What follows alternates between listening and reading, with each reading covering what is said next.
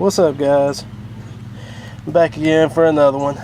I thought I'd pump out one more review today for you guys, considering I have so much stuff to actually review and a lot of content I need to get uploaded. Like I said in my other videos, computer is just messed up right now and I ain't got a way to put the footage together. Got my recovery disc on the way, so should be able to get back to uploading pretty frequently. But anyway, right now I'm going to review the Schrade OTF Viper Gen 3. For those who don't know what OTF is, that's out the front, which is basically a knife that comes out the top. It's an automatic knife or assisted opener.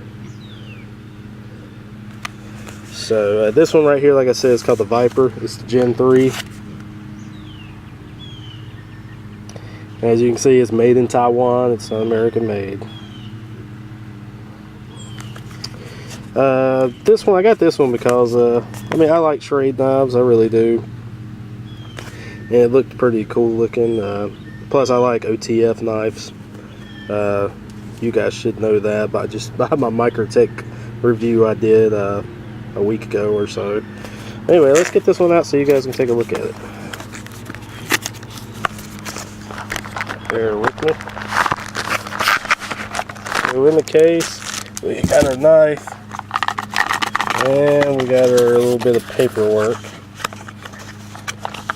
Obviously, I've already looked at this knife, so that's what comes in the box. Like I said, it's their 3rd generation out the front.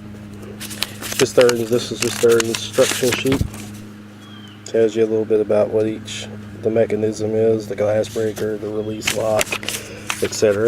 Nothing on the back. Then we got this one here, Taylor Brands LLC. As you can see here, it says limited lifetime warranty. Taylor Brands limited lifetime warranty for cutting tools. Then it actually goes into their warranty. And then what do we have here? And then we just have a California warning here.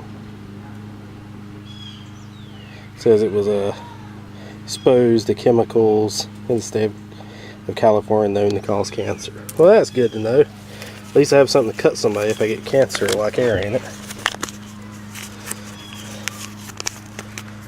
Butt cancer, by the way. Anyway, this just goes, I believe, into their warranty details. So let's actually get into the actual knife. Now, obviously, I've looked at this knife already. Came in the mail the other day. It feels really well made. I believe this is aluminum that it's in. Has a real sturdy clip on it. Lets you know that the blade ejects out the top. Of course, you got your safety right here. Click it down to fire the knife. So red is dead. And then you got the release lock right here. One thing I will say that I don't like about this knife is I don't like this side slide here. I believe it should be on the front. And I'm not knocking their knife, but I mean, because obviously I have their Gen 1 OTF that I carried for a very long time. I mean, you can see even the tip broke off on it and I had to grind it back down and it's been more back down, etc. And like I said, this is the Gen 1, which I never did a review on. Don't ask me why. This was actually my EDC knife before I got my Microtech. But this is actually, like I said, their Gen 1 of this knife. And size-wise, they're almost the same size. Materials are different. Clips are the same though, pretty much. But what I was saying is, what I don't like about this one is this side ejection here. It's a very awkward feel. It really is. The only way I can see this ejection process being very useful is if I got the knife upside down and I do that. And this version right here is the double edge. I don't know if you guys can see it. See if we can get it to focus in, so you guys can see what that says. See, 4034 steel. I'm assuming that's the manufacturer date on it, 12/17, and they got their U.S. patent on it. To get this knife to go back down, you would just click the lock release right here. Click it in. It goes right back in. That is the biggest difference between that one and this and the Gen 1. The Gen 1 was really difficult at first if you wasn't used to it to actually pull back in. But this one is like, this feels like it's got some kind of mechanism in it that helps it. But then again, it just don't make up for the fact that this knife is very awkward when you eject it. If it was on the front here and ejected up, then yeah, it would be good because you would have an actual grip on the knife. But instead you got this here, and if your fingers get in the way of that, it stops the blade. Like I said, this is the only way I can see doing it and it being effective.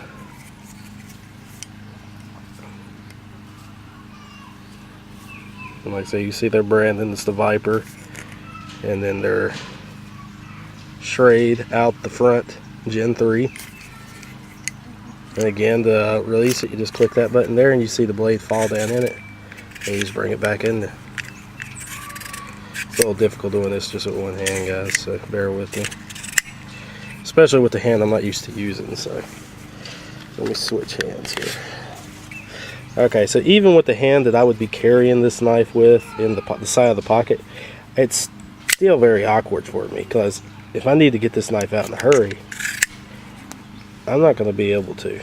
I just feel like it could be easily knocked out of your hands or whatever. So this is not something I consider for an EDC. I just consider this for like maybe a backup of some sort. You can see here too, it does have a glass breaker on it, which I like my glass breakers. But you can see how I'm holding this knife. I mean, to really be able to do this, I mean, really kind of, and by then, I mean, it's knocked out my hand or whatever.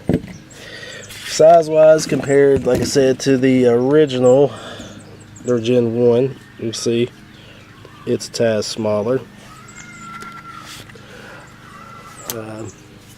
And then compared to my Microtech, which there really isn't no comparison with these knives, guys. I mean, Microtech is top of the line compared to this, to the Vipers. And of course, that's my opinion. Some may agree with it, some may not, but I mean, that's my opinion.